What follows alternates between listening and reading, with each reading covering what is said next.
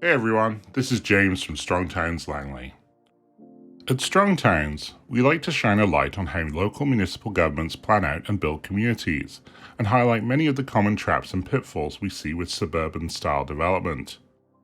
One of these issues is what Strong Towns calls the Growth Ponzi Scheme. The Growth Ponzi Scheme is how we describe what happens when municipalities prioritize short-term growth over long-term financial sustainability, relying on continual expansion to cover the costs of existing infrastructure. As development spreads, it creates an unsustainable cycle where the costs of maintaining infrastructure outpace the revenue generated. So, let's explore what the Growth Ponzi Scheme is and delve into some things that have happened in my town that show the telltale signs of the Growth Ponzi Scheme. It might even leave you wondering, is my town trapped in a Growth Ponzi Scheme? In my town, it all started in 1980. A new neighborhood called Walnut Grove had just completed its neighborhood plan and was now in the process of being built out. Walnut Grove is a typical suburban neighborhood of its time. It's mostly single-family homes, but with a fair number of townhouse developments and even the occasional apartment building.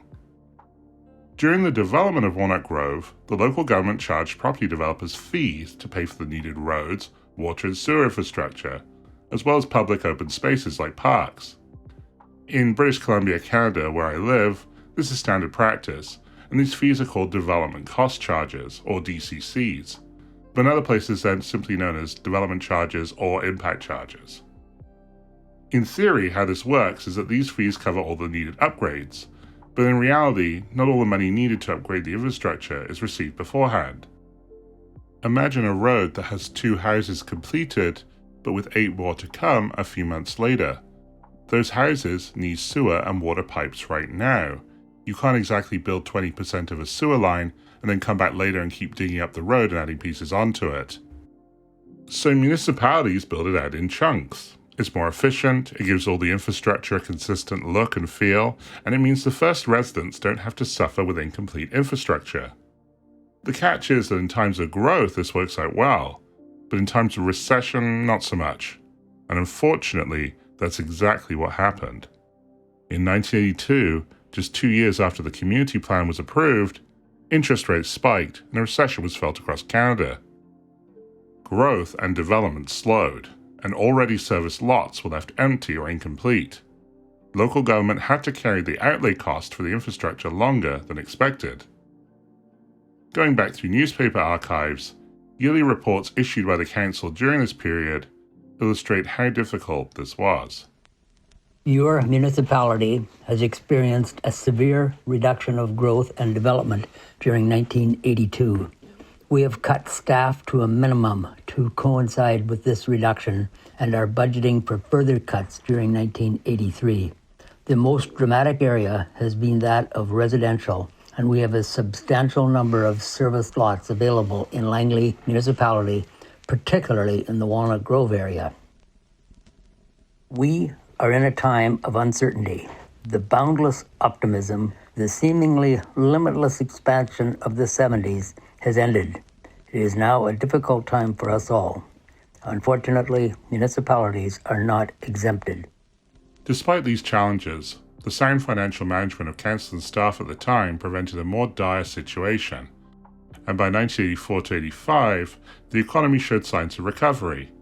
Property developers returned to complete new homes on the lots that had sat empty or unfinished for several years, and the infrastructure costs were finally recovered.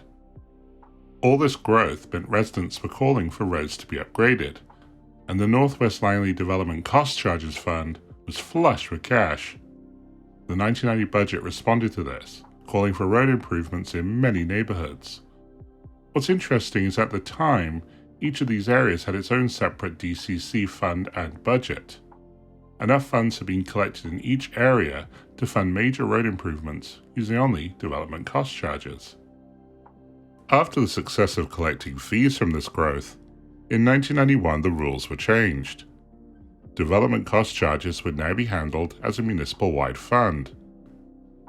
When a town is trapped in the Growth Ponzi scheme, safeguards that prevent charges collected in one place and spent in another may be eliminated to address growing obligations elsewhere. This could result in the neighbour that contributed to the fund not receiving all the intended benefits. Next door to Walnut Grove, on the other side of the Trans-Canada Highway, is Willoughby. Willoughby had been designated as an urban area approximately the same time as Walnut Grove, but it was already populated with smaller rural lots, making large-scale development less appealing and less financially viable than in Walnut Grove. To kickstart progress, the Township of Langley rolled out the Willoughby Community Plan in 1998, followed by the Yorkson Neighbourhood Plan for Willoughby in 2001. Unlike Walnut Grove, the area was planned to have a higher density. It would be more financially feasible to redevelop the existing half-acre and quarter-acre lots into townhomes and apartments. Today, the Yorkson neighbourhood is largely complete and is a more urban-style community. While there are still some single-family homes, there are also mid-rises and a large number of townhomes. Going back to the neighbourhood plan, it seems like all this denser development would bring in a projected development cost charge surplus of $26 million. But let's talk a little bit more about how important it is to set the right fees for development. When fees are low, local government doesn't collect enough revenue to pay for all the infrastructure we need in the surrounding area. Local government is effectively subsidizing development. And while this can allow for local government to be more selective about developments, it's still a developer free-for-all. But when fees are high, then local government can become dependent on the fees and incentivized to approve lots of growth, often undesirable growth, as there are fewer developers willing to pay the higher fees, and the ones that are take advantage of the local government's desperation for revenue. The ideal state is somewhere in the middle, where we can set appropriate development charges because we don't need huge surpluses of developer fees or lots more property tax revenue to balance the budget. This became an issue for Yorkson because just as development in the area was starting, the 2007 financial crisis hit. Down 1.7% here, a loss of 37 points or so. Apple shares are just getting hammered this morning. We're down by between 3 and 4.5% generally across these markets. Let's talk about the speed with which we are watching this market deteriorate. The financial crisis appears to have influenced how development cost charges were set, possibly as a response to its impact on development. Let's take a look at what happened from 1991 until today. From 1991, things appear normal. Development cost charges are increased periodically every few years to keep up with the increased expenditure. But once we reach the 2007 crisis, not only do these increases stop, we even slightly reduce the DCCs, and then we don't touch them again for 8 more years. Yorkson and Willoughby have patchy infrastructure, most infamously 208 Street, as well as other incomplete roads and missing sidewalks fronting undeveloped lots. Early residents had to wait a very long time for each piece of road and sidewalk to fill in, and to this day there are still places with pieces missing. Some of this is due to Willoughby's phased development model, building infrastructure only where it is immediately needed to avoid the risk of carrying infrastructure costs like in Walnut Grove. But if development charges had been increased sooner, crucial infrastructure projects like finishing arterial roads like 208 Street might have been covered without needing development right next to them. When a town is trapped in the growth Ponzi scheme, it struggles to pay for ongoing costs and a growing backlog of needed maintenance.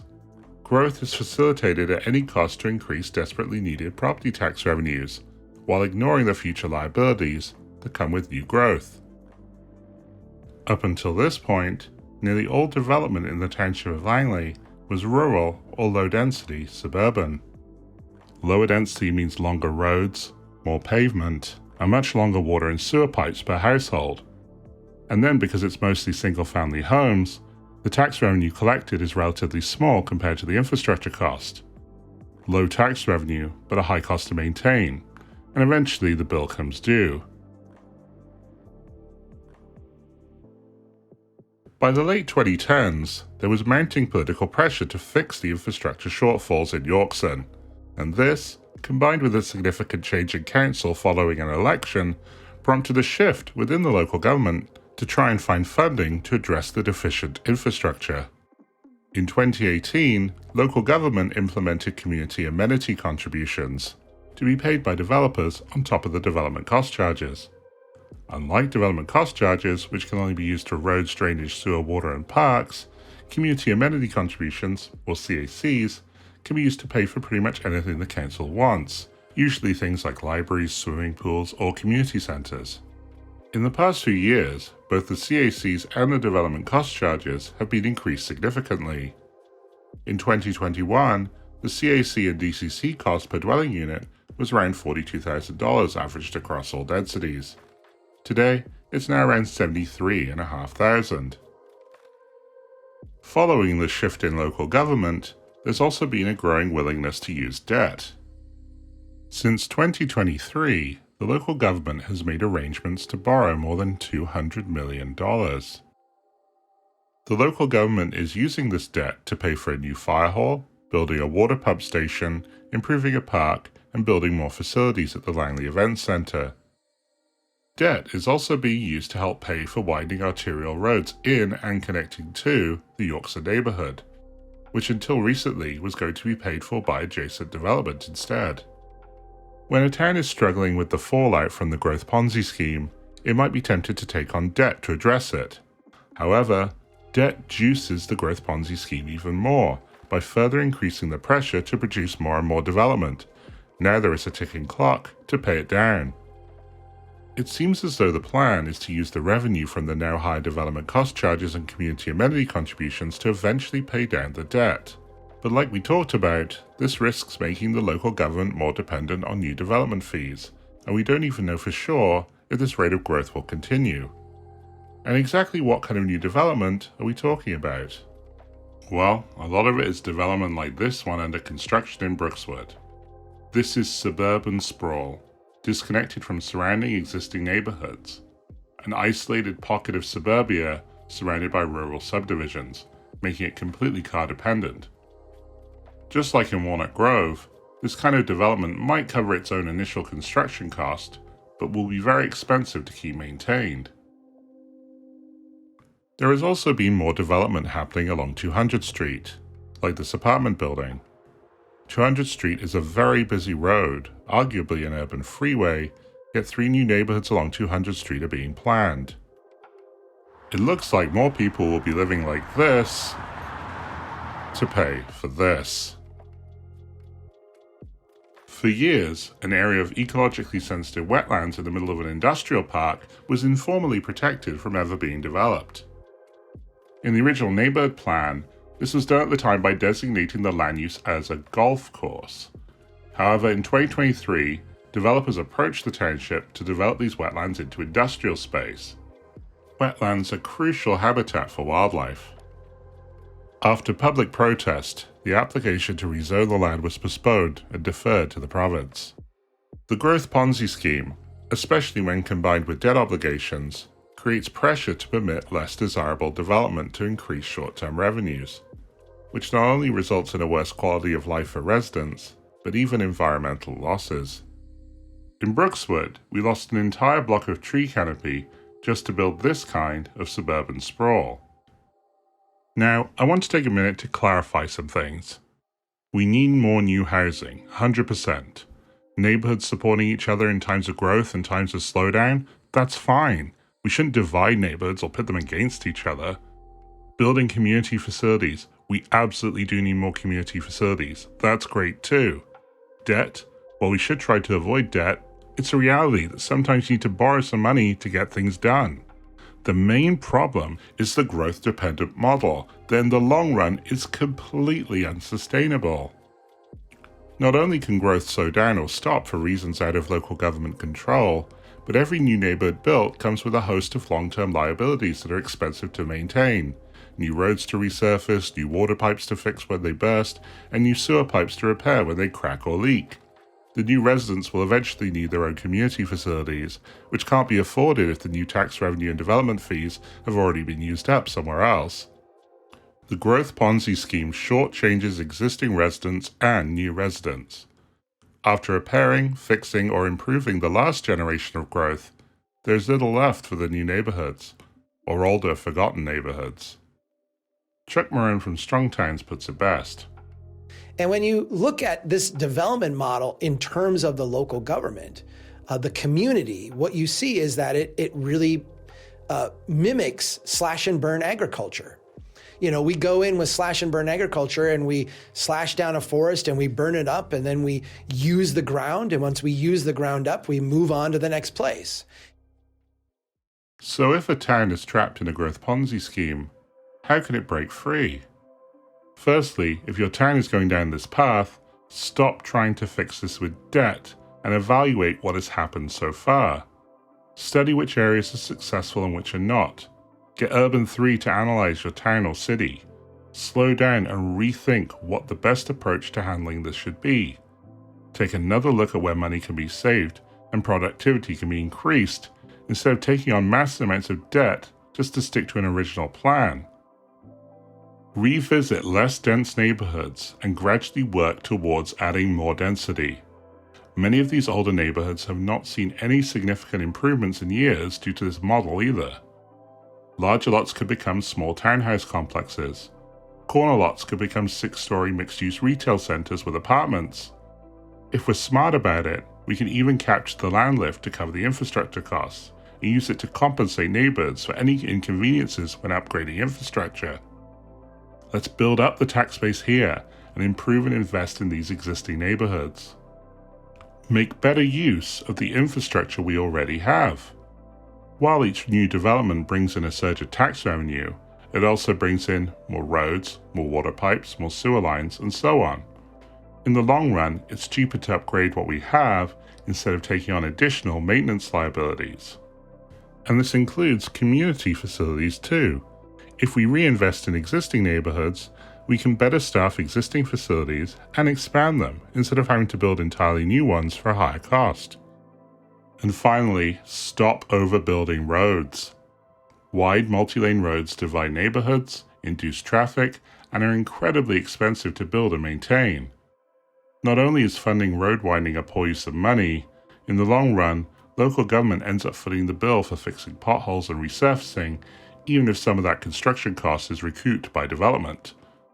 We can upgrade roads with safe sidewalks, street lighting, and cycle paths without having to make them 4 lanes in the process. We need to make sure we support all forms of transportation in our community, such as walking, cycling, and public transit. These are the kind of things our local conversation group, Strong Towns Langley, is fighting for. But before we end this video, I want to mention the City of Langley, a 10 square kilometer area that operates separately from the Township of Langley. The city is seeing natural densification happen right now, with suburban subdivisions of houses becoming mid-rises, and an effort to transform into a livable but dense community. But I'll talk more about that in a future video. Thanks for watching. If you're interested in what we're doing, be sure to like, subscribe, and check out our website and social media. See you next time.